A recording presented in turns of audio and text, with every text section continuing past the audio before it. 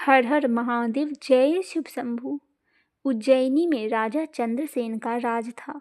वह भगवान शिव का परम भक्त था। शिव गणों में मुख्य मणिभद्र नामक गण उसका मित्र था। एक बार मणिभद्र ने राजा चंद्रसेन को एक अत्यंत तेजोमय चिंतामणि प्रदान की। चंद्रसेन ने इसे गले में धारण किया तो उसका प्रभामंडल तो जगमगा ही उठा। साथ ही दूरस्थ देशों में उसकी यश कीर्ति बढ़ने लगी। उस मणि को प्राप्त करने के लिए दूसरे राजाओं ने प्रयास आरंभ कर दिए। कुछ ने प्रत्यक्ष मांगा कि कुछ ने विनती की। चूंकि वह राजा को अत्यंत प्रिय वस्तु थी, अतः राजा ने वह मणि किसी को नहीं दी। अंततः उन पर मणि आकांक्षी राजाओं ने आक्रमण कर दिया।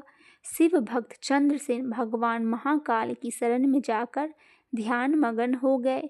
जब चंद्रसेन समाधिस्थ था तब वहां कोई गोपी अपने छोटे बालक को साथ लेकर दर्शन हेतु आई। बालक की उम्र थी 5 वर्ष और गोपी विधवा थी। राजा चंद्रसेन को ध्यान मगन देखकर बालक भी शिव की पूजा हेतु प्रेरित हुआ।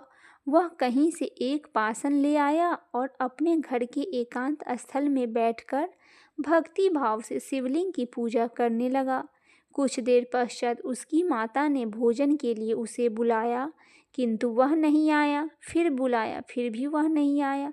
माता स्वयं बुलाने आई तो उसने देखा बालक ध्यान मगन होकर बैठा हुआ है और उसकी आवाज़ वह सुन नहीं रहा। तब क्रोध हो माता ने उस बालक को पीटना शुरू कर दिया और समस्त पूजन सामग्री उठाकर फेंक दी। ध्यान से मुक्त होकर बालक चेतना में आया तो उसे अपनी पूजा को नष्ट देखकर बहुत दुख हुआ। अचानक उसकी व्यथा और गहराई से चमत्कार हुआ। भगवान शिव की कृपा से वहाँ एक सुंदर मंदिर निर्मित हो गया एवं बालक द्वारा सज्जित पूजा यथावत थी। उसकी माता की तंद्रा भंग हुई तो वह आश्चर्यचकित हो गई। राजा चंद्रसेन को जब शिवजी का अनन्य कृपा से घटित इस घटना की जानकारी मिली तो वह भी उस शिव भक्त बालक से मिलने पहुंचा। अन्य राजा जो मणि हेतु युद्ध पर उतारू थे वे भी पहुंचे। सभी ने राजा चंद्रसेन से अपने अपराध की क्षमा मांगी और सब मिलकर भगवान महाकाल का पूजा अर्चना करने लगे।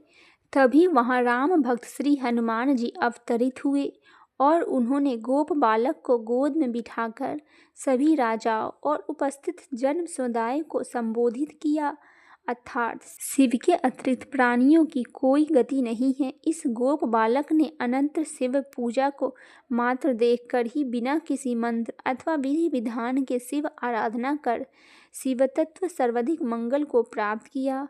यह शिव का परम श्रेष्ठ भक्त समस्त गोपजनों की कृति बढ़ाने वाला है। इस लोक में यह अखिल अनंत सुखों का प्राप्त करेगा। मृत्यु उपरांत मोक्ष की प्राप्ति होगी।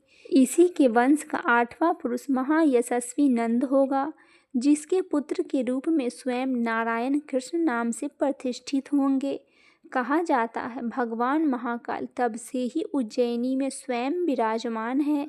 हमारे प्राचीन ग्रंथों में महाकाल की असीम महिमा का वर्णन मिलता है। महाकाल साक्षात राजाधिराज देवता माने गए हैं। बोलिए महाकाल की जय। हर हर महादेव, जय शिव शंभू।